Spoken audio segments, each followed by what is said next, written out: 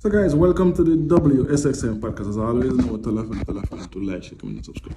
So this is President Ramaphosa preaching and practicing unity on the African continent. Telling this president of Kenya, this Kenyan president, he's gonna become a superstar on the continent because he's not only preaching, but he's also practicing and putting into action what he's talking about. And this is gonna help to build the continent on another level. So listen to this speech that he gave, brilliant speech about unity and cooperation. And let me know what you think about this in the comment section after. Boom. Mr. President, in the last 4 months, I have sent a special envoy to 15 countries, amongst them Egypt, from Egypt to South Africa, because we need to consolidate the market around East African Community, SADC, and COMESA. We are remaining with a few signatures. I think only 3 countries need to sign in so that we can consolidate this market into the TFTA that will give us 720 million people with a GDP of 1.3 trillion, and we can create a huge market that can be competitive with other markets globally.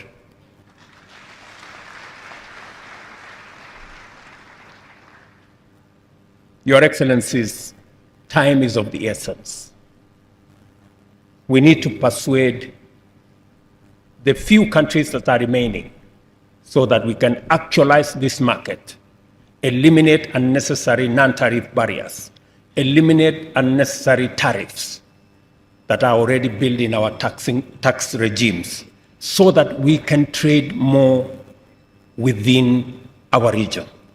There is absolutely no justification for us in Africa to remain at 17% of intra-African trade when others are at 70%. There is no justification.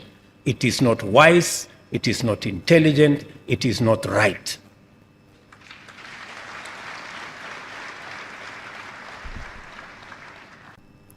Our Energy Transport and Communications Infrastructure Development Program embraces ambitious green commitments and explicitly pursue ecologically responsive climate resilience and environmental sustainability as integral parameters of progress. We have found many partners for our green agenda and investors, as well as other development partners, to complement our efforts to mainstream and institutionalize green investment. Our sense of urgency in this matter is informed by reports from the United Nations Environmental Programme, UNEP, that to fulfill the SDG by 2030 and the net zero aspirations by 2050, the world must invest approximately US $6.9 trillion annually in the necessary, sustainable, resilient infrastructure. On trade, the combined population of COMESA member states at 580 million, with a GDP of US $768 billion, is a tremendous opportunity. The potential for intra-COMESA trade is simply enormous, and the demand for value-added products is bound to keep growing well into the future. Value-adding offers higher returns, incentivizes industrialization, enhances productivity, deepens technological advancement, increases high-quality jobs, bolsters wealth creation, and promotes competitiveness. There is a very strong case for us in COMESA to shift away from primary production, especially of agricultural commodities, to industrial manufacturing across all sectors. I listened to you, Mr. President, and you spoke to this subject.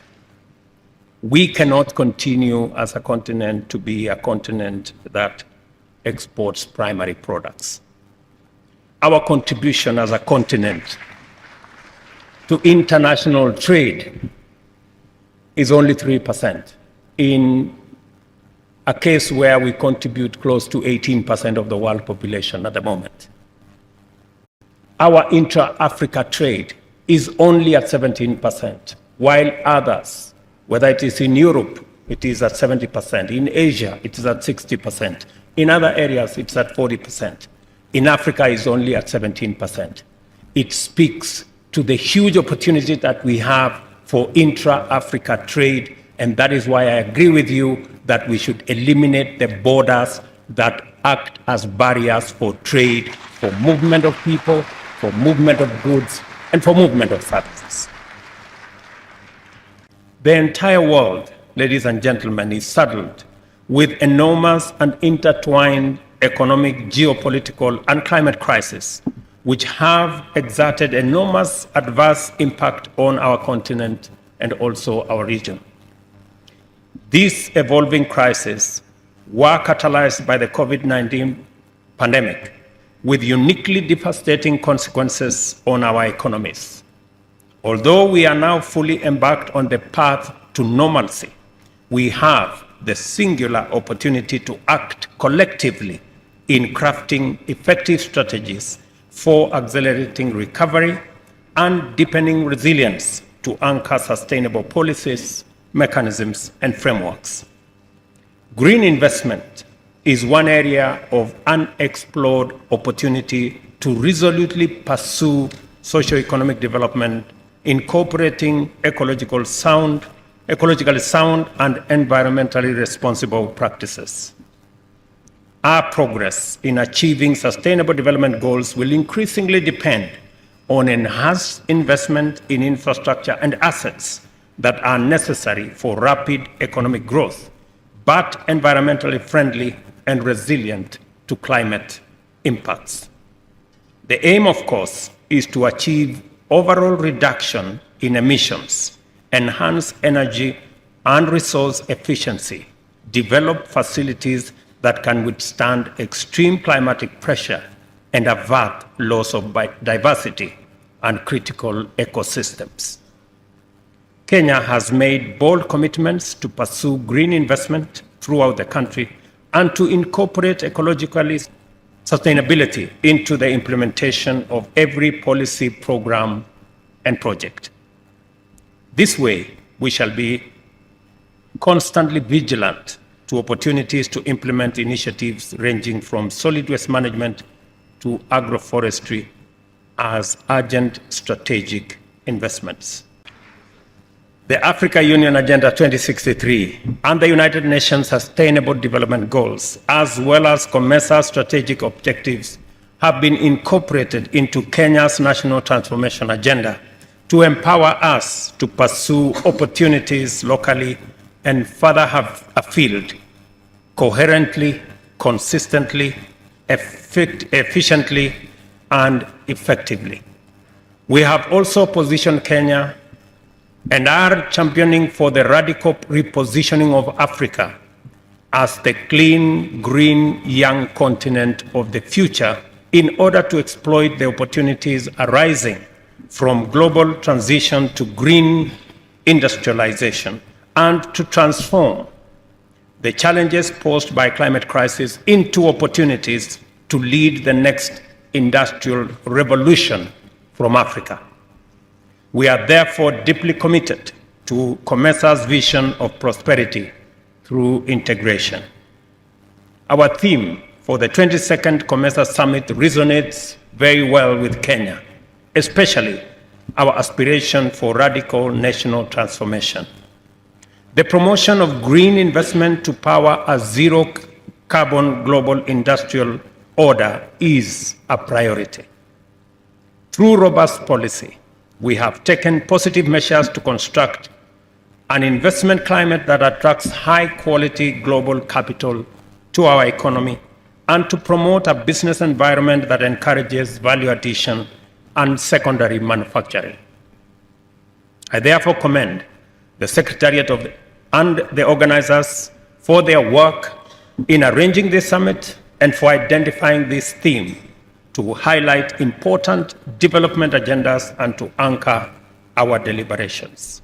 Travel and tourism contributes US dollars 20.8 million to the economies of COMESA member states, representing 42.5% of our total service exports, translating to 9% of our GDP and accounting for almost 10% of total employment. Even at this level of contribution, there remains huge untapped potential for tourism in our region, which demands an integrated approach. To exploit this potential, we must pay closer attention to existing tourism market opportunities, especially in terms of such niche tourism sectors as in agriculture, construction, education, fishing, manufacturing, sports, creative art, transport, utilities, and other services.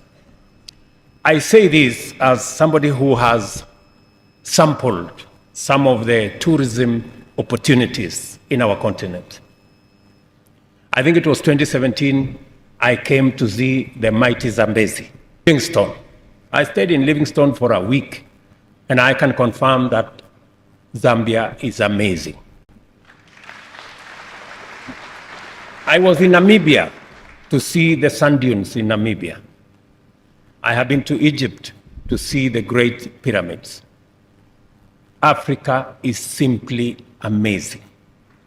And we have huge tourism opportunities and potential. The only challenge is that it is segmented. We need to synergize our tourism product so that those who travel to our continent can sample our tourism products across national boundaries.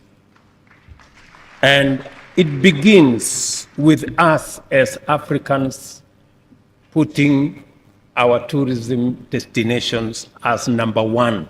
Before you imagine going to Dubai or going to somewhere in the US, please imagine going to somewhere in Africa. We have great tourism potential. Further, it is imperative for us to liberalize the service industry by pursuing accelerated conclusion of the Africa Continental Free Trade Area negotiations on trade in services. That is business, communication, financial, transport, energy, and tourism, in order to facilitate the growth of tourism and accelerate the expansion of the COMESA economy. I also believe that we can be much bolder and fully embrace the spirit of integration and the unity of our people and configure a regime of modular tourism packages, which entail complementary products in different countries designed to spread value throughout the region and offer an incomparable experience to all our visitors. This is exactly what I was saying. I thank the Secretariat for directing our attention to these important matters and facilitating a highly rewarding and long overdue conversation on the opportunities we can unlock through joint effort. More than ever, I am convinced that we have an unprecedented opportunity to transform COMESA one sector at a time and to lead our people to prosperity in a region defined by opportunity, by unity, and most importantly, by collaboration.